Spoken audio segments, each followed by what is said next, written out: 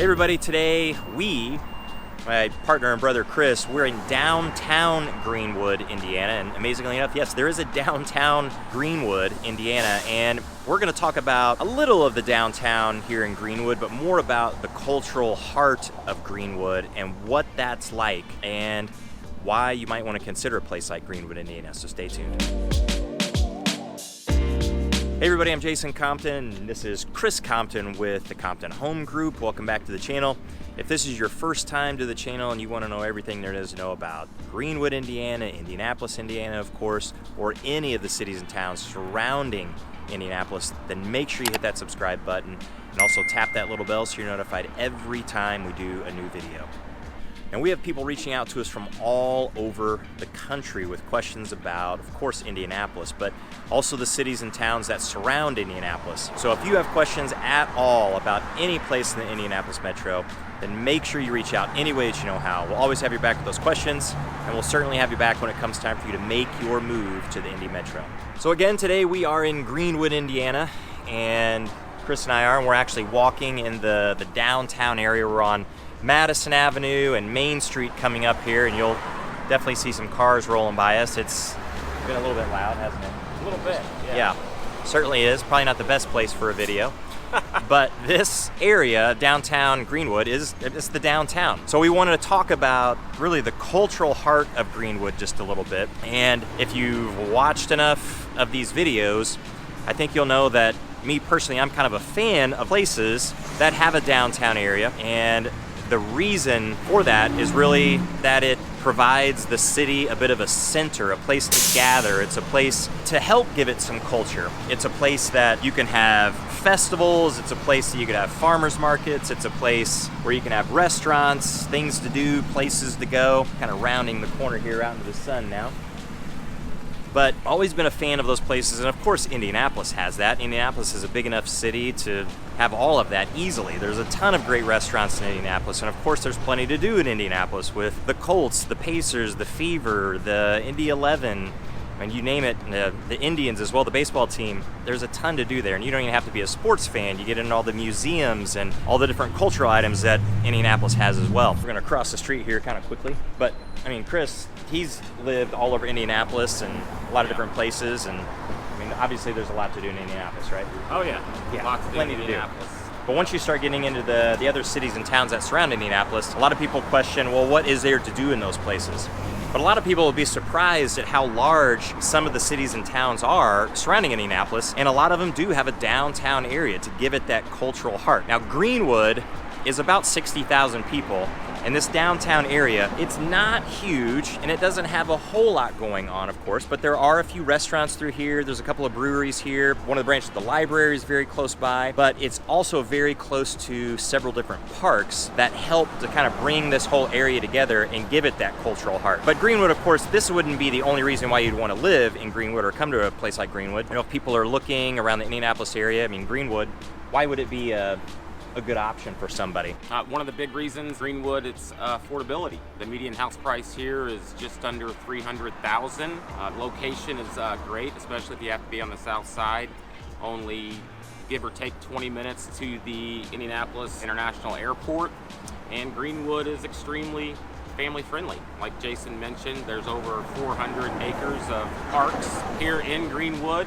And the school systems. There's several school systems here which are highly rated. Very family friendly place to be.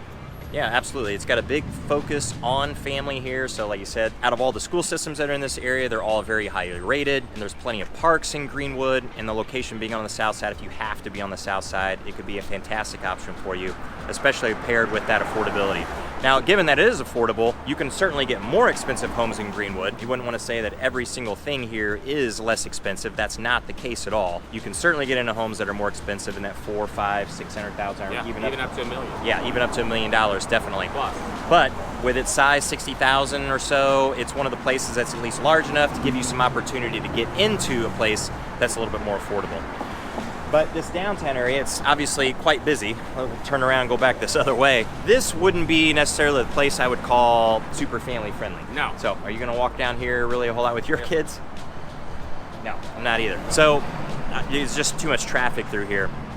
But near here, if if we go a little bit south on Madison, you can get into some of those parks that we were mentioning just a few minutes ago, and the fact that these parks help to bring up a couple of things, the family-friendly aspect to Greenwood, but also that cultural heart, especially when you get down here into Craig Park, Old City Park, and Serena Square Park. That's actually where the amphitheater is, so we'll go take a look at that.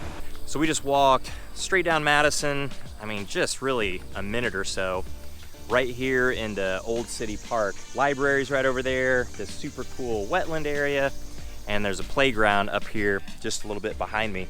But if you were up there in that downtown area, you could certainly park, you could go to Reverie restaurant there or one of the breweries, and then you could easily walk over here, even if you were with some of your kids, maybe not at the breweries, but certainly at the restaurant, and you could come to the playground. But really, the thing that makes this the cultural heart, in addition to the library, is the amphitheater, which is just up here, just across the street. So we'll get into that here in just a second. So we just walked, Chris just is walking up here towards the amphitheater right now, but we just walked from the downtown area, which you can just a little see right over the top of the sign on the other side of the street over there.